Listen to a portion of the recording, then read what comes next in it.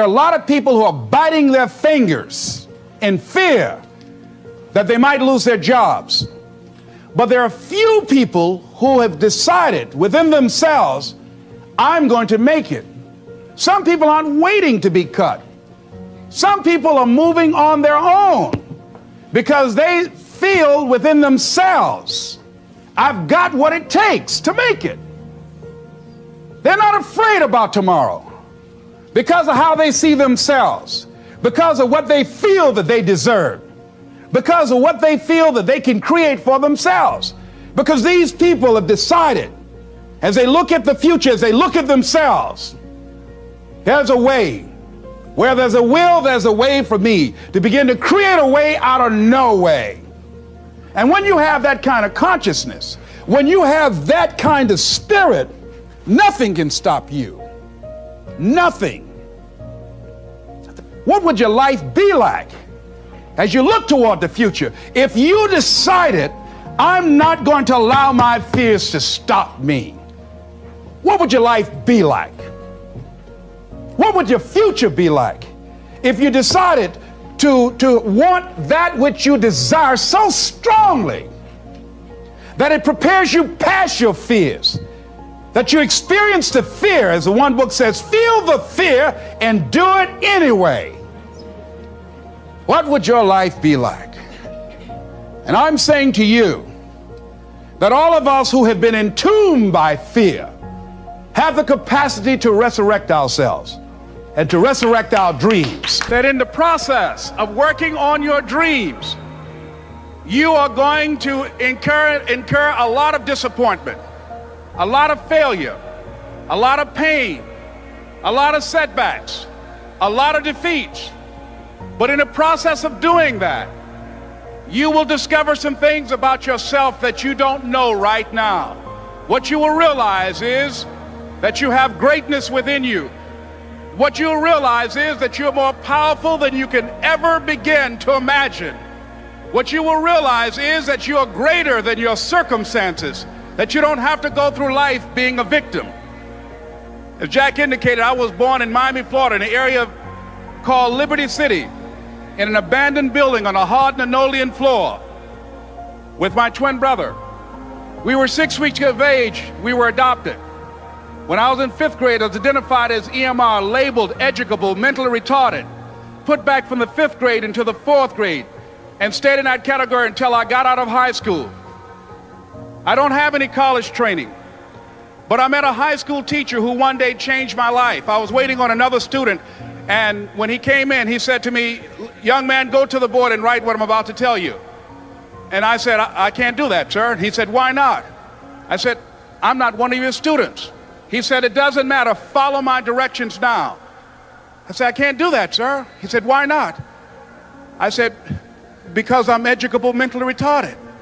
And he came from behind his desk and he looked at me. He said, don't ever say that again. Someone's opinion of you does not have to become your reality. Stop doing the things that you know are wrong that you could stop doing. Right? So it's a fairly limited attempt. First of all, we're not going to say that you know what the good is or what the truth is in any ultimate sense. But we will presume that there are things that you're doing that for one reason or another you know are not in your best interests. There's something about them that you just know you should stop.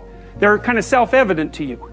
Other things you're going to be doubtful about. You're not going to know which way is up and which way is down.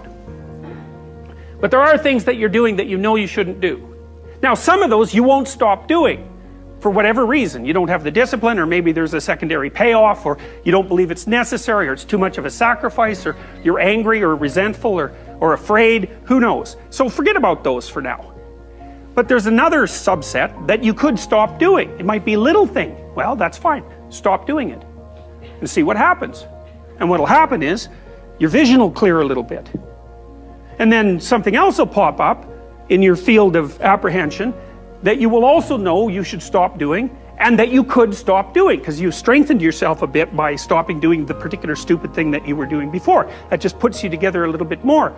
And you could do that repeatedly for an indefinite period of time. And you know, that doesn't necessarily mean that you're going to ever be able to formulate a clear and final picture of what constitutes the truth. and the good, but it does mean that you'll be able to continually move away from what's untruth and what's bad. And you know, that's not a bad start. I think what people get confused is, you know, they're grinding with a goal. And I'm not saying you shouldn't have goals, but you should be grinding for grinding's sake. You know, you should grind because that's what you do. You're passionate about what you do, you know, and so you're waking up every day with this concept of, I have 24 hours and they're mine. This 24 hours belongs to me. Right. And whatever I do in this 24 hours will determine where I'll be tomorrow and the next day. And I think that's what people need to focus on. Like, get off of this, I want to make 6 figures. I want to drive this car. I want to live in this house. I think what people should be focusing on is, I have 24 hours. Like, Oprah only has 24. Yeah. Bill Gates only has 24. Like, Warren Buffett only has 24 hours. And in that 24-hour period, I can either break my life or make my life. And I think, and I'm not saying you shouldn't have goals. I just think that goals for people is too high on the priority list.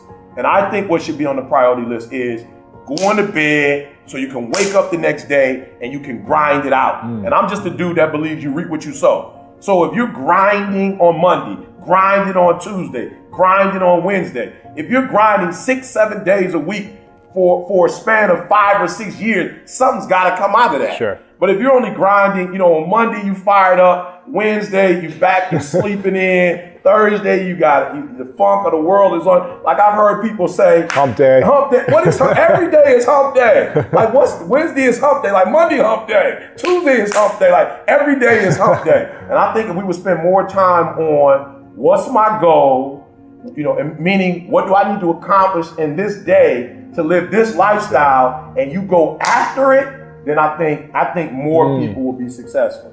You know, the risk every single day. You know, you start to make money that you never seen. You know, I've never had money like that. So, for me, it was like the taste of like, wow, okay, I'm able to. And what did it feel like? Is that like freedom for you, or? Yeah, definitely some freedom. Freedom to start being able to kind of do what I want, like kind of control like what I wanted and do certain things. And what is the like value of risk for an entrepreneur? Like the ability to take risk? It's everything. It's part of my DNA. You know, it's just like I'm constantly every day trying to challenge myself. You know, to push myself to take risk, whether it's in my personal life, you know, pushing myself to new environments, trying new things, and why do you meeting do new that? people. It helps me grow. You know, I grow as an individual. Every time I try to do something that scares me, I just like, afterwards, like it empowers me. I feel like I've learned something, I've grown, I've learned about a new culture, I've learned about a new person. I always feel like I can learn something new from someone, no matter who they are, you know, so, and then with ideas, like I just love, I'm not afraid to fail. You know, for me, there's nothing more powerful than creating something, and if it's going wrong, like solving, okay, let's pivot, let's figure out why it's not working, and continuing until, you know, we actually have built something that people, you know, see value in and has grown. And when something does work, the reward of like seeing people come together for one thing and everyone kind of believing in that mission and believing in that idea and believing in it, it's just like, there's nothing more rewarding. To me, that's like, it's best moments of my life have been like when I've taken a big risk and I've seen it come to fruition. And like, it's gone from this idea to people, to like actual people, like, you know, all making it reality. It's something tangible, seeing the emotion that it creates in different people, and like it's just awesome, you know. And then I don't know, I forget. I think it puts me to like the Elite Daily, like the moment where me and my co-founders, when we had that exit and we didn't plan it, and we looked each other in the eye and we're like, man, like we fucking did it. Like, forget about the money. Like, there's 200 people back in the office that are all happy, freaking working at a common goal, 80 million people that are reading this thing on a daily basis. Like, remember the days when it was just 3 folding chairs and we didn't know if this thing was gonna really work? And now, you know, it was, to me, that's like, it was the greatest thing in the world. Success is reaching a predetermined goal and accomplishing something that is of value or important to you or others which you had set out to do in the past. Success is the desire, aspiration, and drive to do something meaningful, important, significant, valuable, or substantial that has an impact on your life and other people. You are the only person who intimately knows what you want to accomplish in life and what kind of achievement will have the greatest meaning, fulfillment, and impact in your life. Success is not easy. You already knew that. But what does it take to be successful in life? What does success mean? How can you be successful? How will you know when you become successful?